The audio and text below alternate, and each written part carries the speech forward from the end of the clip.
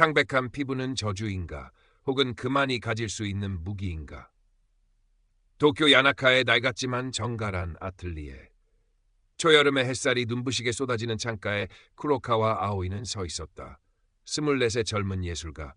그의 피부는 병적일 만큼 하얗고 짙은 검은색 머리카락과 대조를 이루며 푸른빛이 감도는 눈동자는 신비로운 느낌을 자아냈다.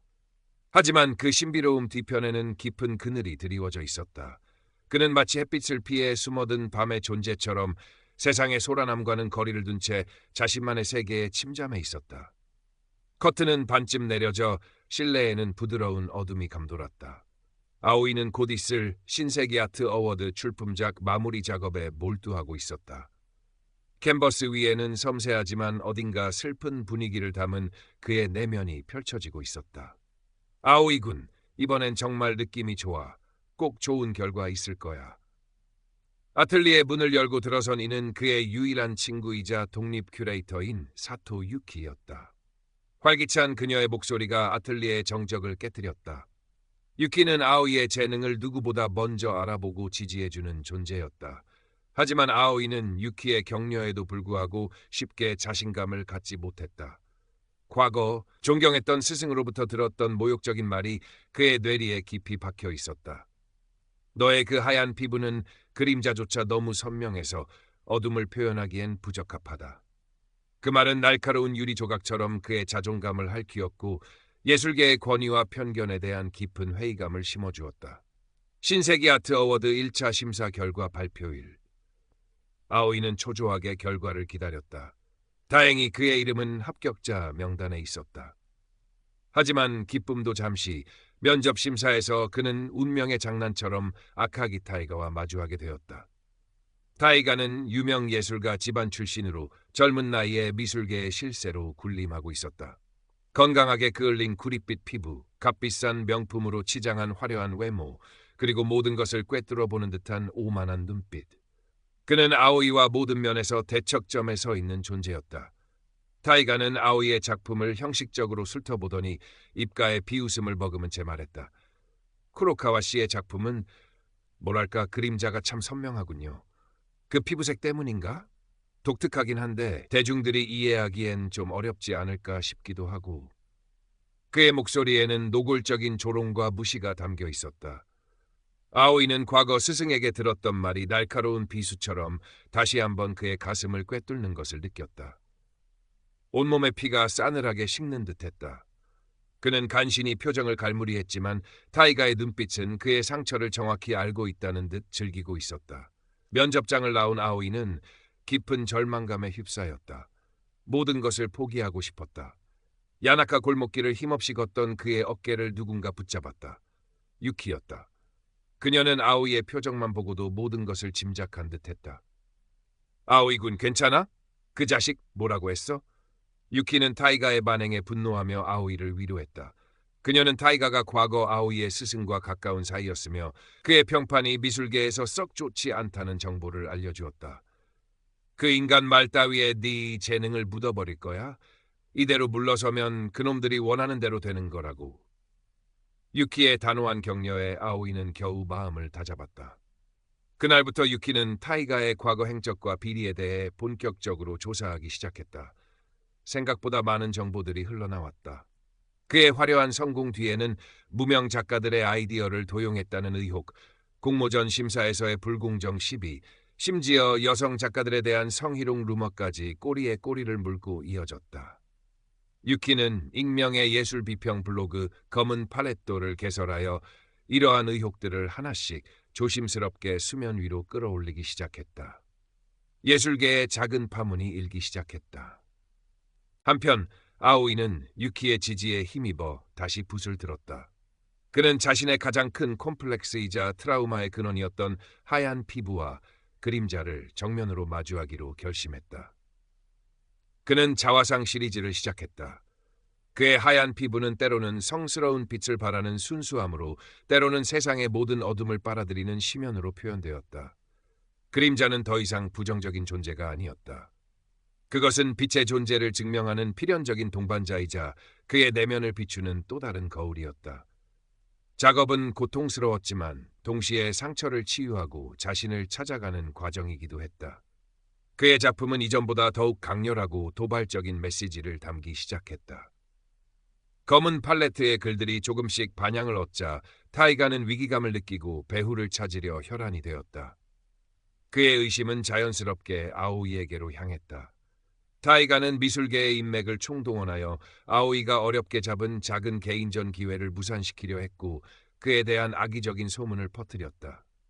쿠로카와 아오이라는 작가, 실력은 없고 외모로 주목받으려는 속셈이라던데 성격이 괴팍해서 아무와도 어울리지 못한다더라.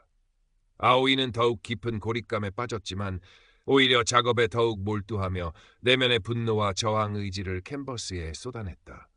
그의 손톱은 자신도 모르게 손바닥을 파고들어 피가 배어나왔지만 그는 아픔조차 느끼지 못하는 듯했다. 유키는 멈추지 않았다. 그녀는 끈질긴 노력 끝에 타이가의 전 어시스턴트였던 내부 고발자와 접촉하는 데 성공했다.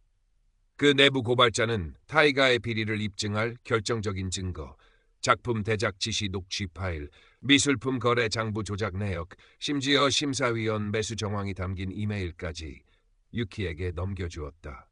모든 준비는 끝났다. 아오이와 유키는 신세기 아트 어워드 시상식 날을 D-Day로 삼고 모든 것을 건 반격을 준비했다. 아오이는 자신의 모든 상처와 분노 그리고 희망을 담은 역작, 그림자 없는 자화상, 빛을 삼킨 그림자 시리즈를 마침내 완성했다. 그의 눈빛은 더 이상 과거의 그늘에 갇혀있지 않았다. 그곳에는 차가운 결의와 뜨거운 열정이 함께 타오르고 있었다. 신세기 아트 어워드 시상식 당일. 긴자의 화려한 호텔 연회장은 일본 미술계의 유명 인사들로 가득 찼다.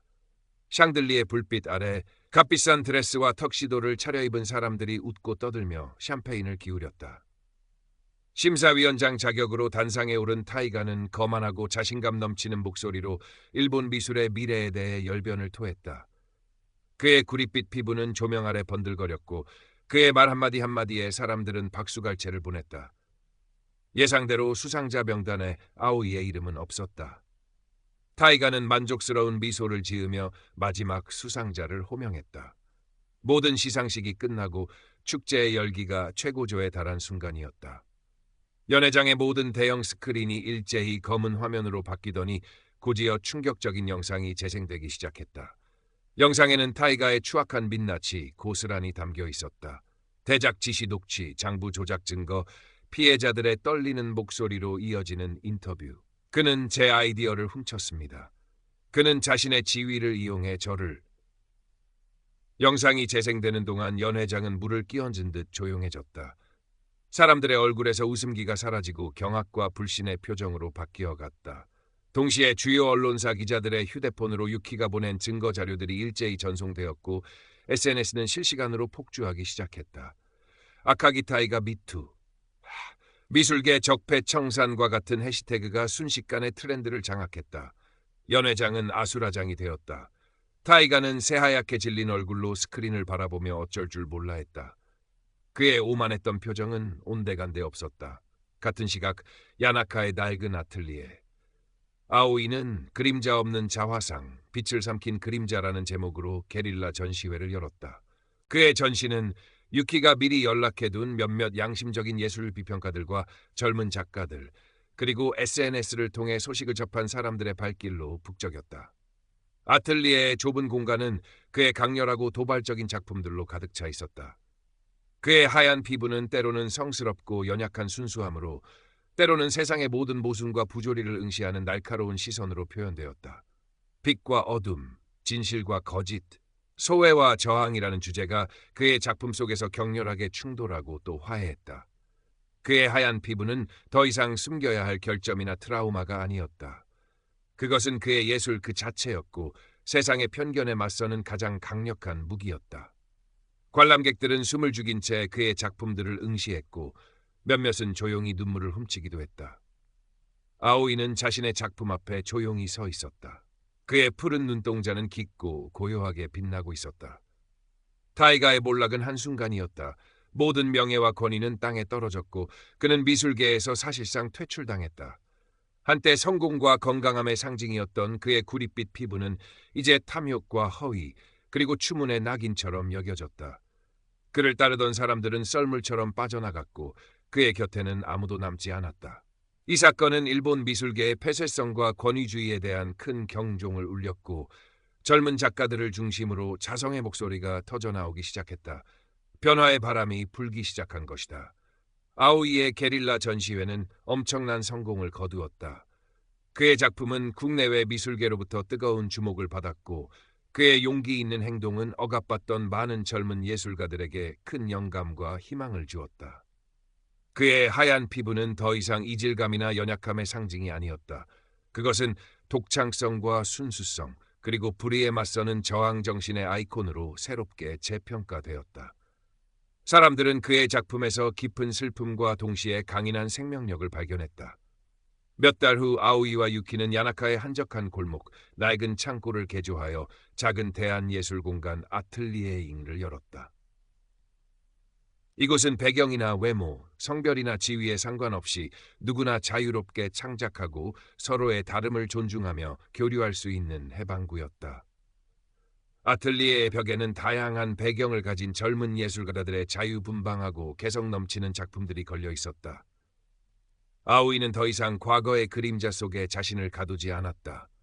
그는 자신의 목소리를 내고 자신과 같은 처지의 다른 소외된 예술가들과 연대하며 새로운 예술의 지평을 열어가고 있었다.